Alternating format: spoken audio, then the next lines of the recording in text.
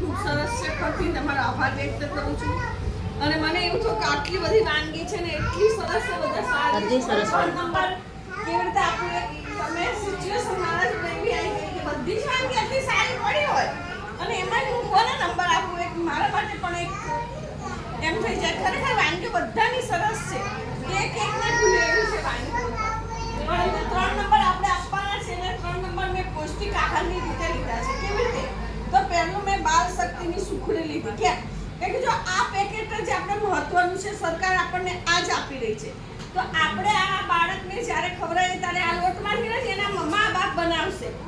તો પહેલા એ જ આપણા લોટમાં બનતી વસ્તુ હશે તો એ પ્રાધાન્ય આપવું જોઈએ કે જેથી એ જ વસ્તુમાં એ લોકો બનાવીને ખાઈ શકે. તો પહેલી બાળ શક્તિની સુખડી સરસ. આ 3 છે પણ આ વધારે ટેસ્ટી છે.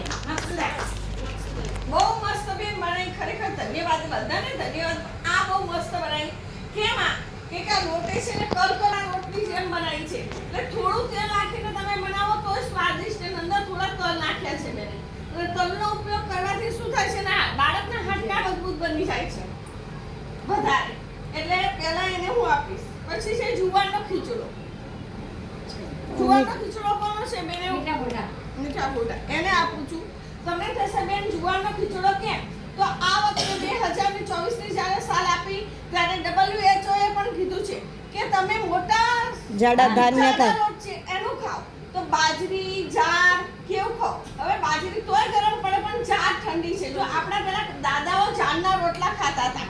તો કેમ જારના રોટલા ખાય? જાર પચવામાં એકદમ સરસ છે, હેલ્ધી પણ છે અને ઠંડક પણ છે. એટલા માટે મેં આને નંબર આપ્યો કે આ ગરીબ વ્યક્તિ હોય ને એ પોતાના ઘરમાં જાર લાવી અને ખાલી થોડું તેલ ને મીઠું મરચું નાખીને બાળકને આપી દે તોય ખવડાવી શકે. હેલ્ધી અને ખર્ચ ઓછો.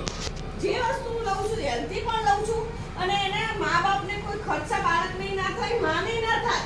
જે અમુક બધા પૈસા વાળા હોતા નથી અને દરેક વ્યક્તિ પણ આ ખવડાવી શકે છે અને બધા જ લોકો ગરીબે ખાઈ શકે, પૈસા વાળા ખાઈ બધાને ટેસ્ટી લાગે અને એનો ખર્ચો એટલો આવી શકે નહીં ને તોય પૌષ્ટિક વસ્તુ છે અને એકદમ જાડા છે અને WHO એ પણ એને સ્વીકારેલું છે.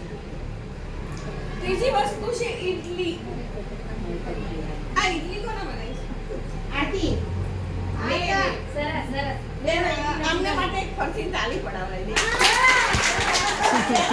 ઈડલીમાં શું છે? તમને થશે બેન ઈડલીમાં મેં નહીં ચાખવી પડશે.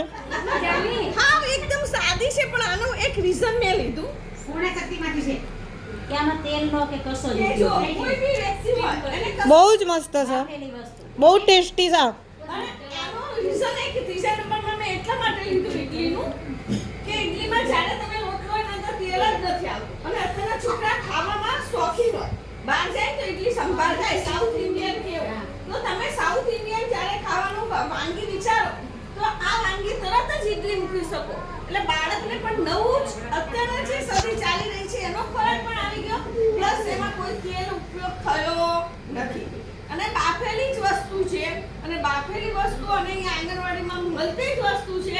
એટલે કોઈક દિવસ આપણે આંગણવાડી બહેનોને પણ કરવું હોય ને તો આ પોતાના તપેલામાં મૂકી દે નીચે આપણે શું કહે પૂડા ને એવું જોઈને મૂકી અને આઈસ્ક્રીમની જેમ એક થાળી મૂકી દે ને આ ગોળના બદલે ચોરસ ચોસલા પાડી દે.